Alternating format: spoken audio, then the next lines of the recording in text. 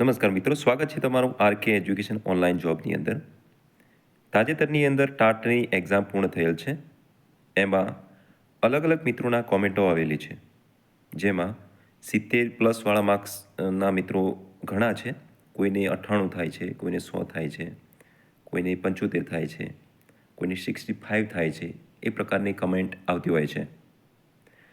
એ કમેન્ટના આધારે જે મિત્રોને સારા માર્ક્સ થતા હશે એઓએ આશા રાખીએ કે મેન્સની તૈયારી પણ ચાલુ કરી દીધી હશે, કારણ કે પરીક્ષા પહેલાં એ તૈયારી ખૂબ જરૂરી છે. અને પરીક્ષાના સમયે એનું સાબિત કરવાનું છે કે અમે કેટલી તૈયારી કરી છે. જો તૈયારી તમે અત્યારથી શરૂ કરશો તો ચોક્કસથી મેન્સની અંદર સારા માર્ક્સ કવર કરી શકશો. હવે એના માટે કરવું શું? તો એના માટે પહેલાં તો એક રણનીતિ બનાવવી પડે. લખશે બધા જ પેપર લખવાના છે, પરંતુ એની અંદરથી સૌથી શ્રેષ્ઠ કોણ લખશે એ ખૂબ મહત્ત્વનું છે, અને એ બાબત તમારે ડેવલપ કરવાની છે. હવે આ ડેવલપ કેવી રીતે થાય તો એ હું તમને બતાવીશ.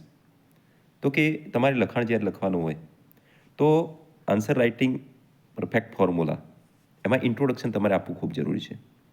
2 થી 3 લાઇનનું ઇન્ટ્રોડક્શન આપી દેવાનું. ધ્યાનથી સાંભળજો, જુઓ, અંત સુધી જોજો, જેથી કરીને તમને ખબર પડે કે લખાણની અંદર કઈ વસ્તુ લખવું. થોડી ઘણી પણ જ્ઞાન ગમે ત્યાંથી મળી જાય તો લઈ લેવું ખૂબ જ જરૂરી છે, કારણ કે મારા લગભગ 4 વખત મેં મેન્સ લખેલી છે જીપીએસસીની, તો મને અંદાજ છે કે લખાણ કેવી રીતે લખવું. હવે ડાયરેક્ટ ઇન્ટ્રોડક્શન પછી ડેફિનેશન અથવા મિનિંગ એનું લખી દેવું. આપણે પેજ છે આપણું.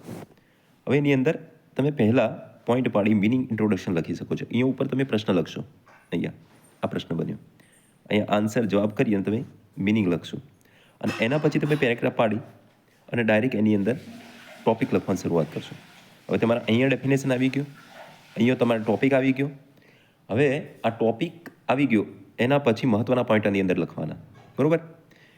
હવે શિક્ષણ એ વ્યક્તિના સર્વાંગી વિકાસ માટેનું ખૂબ મહત્ત્વનું સાધન છે. એવું પ્રકારનું તમે એક્ઝામ્પલ એની અંદર આપી શકો છો. હવે પ્રશ્ન થાય કે મુખ્ય ભાગ કેવી રીતે લખવું? તો પોઈન્ટમાં લખવું, પેરેગ્રાફમાં નહીં. હેડિંગ આપો, કોઈ પણ વસ્તુ હોય, પેજ છે એની ઉપર હેડિંગ આપો, બરાબર? 4 થી 6 પોઈન્ટ સ્ટ્રોંગ લખો, મહત્ત્વના પોઈન્ટ લખો, એકદમ સ્ટ્રોંગ, આંખે વળગે એ પ્રકારના એક્ઝામ્પલ આપો. અને શિક્ષણનું મહત્ત્વ એક્ઝામ્પલ એ પ્રકારનું એક્ઝામ્પલ આપો. વ્યક્તિનો વિકાસ એ પ્રકારનું એક્ઝામ્પલ કોઈ પણ હોય તો આપી શકો. આ ઉપરાંત કન્ક્લુઝન 2 થી 3 લાઇનનું કન્ક્લુઝન આપો. સ્ટ્રોંગ એન્ડિંગ, હવે તમે શરૂઆતથી જ અમે જે લખાણ લખ્યું છે એની ક્વેશ્ચન લખ્યો છે, મિનિંગ લખ્યો છે, મહત્ત્વનો ટોપિક લખ્યો છે, એકદમ સારા અક્ષરે, મરોડદાર અક્ષરે ઉપર લખાણ લખેલું છે. હવે તમને એન્ડિંગ, હવે વાંચતા જે પેપર ચેકર આવે એટલે નીચે સુધી આવે, અહીંયા તમે સારું લખ્યું છે, પણ અહીંયા એનું કે સ્ટ્રોંગ એન્ડિંગ તમારું સ્ટ્રોંગ ન હોય, કારણ કે તમે પ્રશ્ન લખતા હોય એટલે અહીંયા લખતા થાકી જાઓ, સ્વાભાવિક છે. જો તમારું એન્ડિંગ સ્ટ્રોંગ હોય તો ચોક્કસથી તમે સારા માર્ક્સ કવર કરી શકો. સજેશન, સોલ્યુશન, પોઝિટિવ લાઇન તમે લખી શકો. તો જ્યાં એક્ઝામ્પલ તમે લખી છો, આ પ્રકારનું એક્ઝામ્પલ, આથી શિક્ષણને જીવનમાં કેન્દ્ર સ્થાને રાખવું જરૂરી છે. આ પ્રકારના ઘણા બધા એક્ઝામ્પલ હોય તો તમે ત્યાં લખી શકો છો. એટલે તમારું ક્વેશ્ચન, તમારું હેડિંગ, તમારું ઇન્ટ્રોડક્શન, તમારો મેઇન પોઈન્ટ, તમારા એક્ઝામ્પલ અને તમારો પોઝિટિવ લાઇન, તમારું સ્ટ્રોંગ સોલ્યુશન, મતલબ કે એન્ડિંગ, આટલું મહત્ત્વનું છે.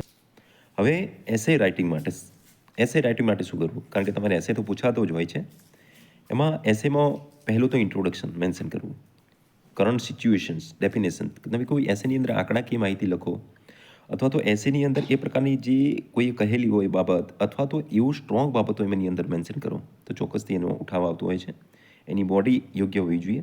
એમાં કારણો દર્શાવવા, અસર દર્શાવી અને એન્ડિંગ દર્શાવવું. એટલે શરૂઆત કર્યા પછી એનું એન્ડિંગ દર્શાવવું ખૂબ જ જરૂરી છે. તો આ પ્રકારનો જો ટોપિક તમે લખશો જો એસેની અંદર, તો એસેની અંદર સારા એવા માર્ક્સ તમે કવર કરી શકશો. હવે નેક્સ્ટ જે તમારા પ્રશ્નો પૂછાતા હોય છે, જે તમારે મેન્સમાં પૂછાતું હોય છે સબ્જેક્ટ પ્રમાણે, એ આપણે નેક્સ્ટ વિડીયોમાં લાવીશું. તો જે પણ મિત્રોને માર્ક્સ થતા હોય નીચે કમેન્ટ સેક્શનમાં કમેન્ટ કરજો, અને કઈ બાબતનો તમારે વિડીયો જોઈએ છે ટાટ મેન્સમાં એ બાબતનું નીચે કમેન્ટ કરજો, જેથી પ્રકારે આપણે એ પ્રકારના મહત્ત્વના વિડીયો સબ્જેક્ટ વાઇઝ આપણે લાવી શકશું. નમસ્કાર.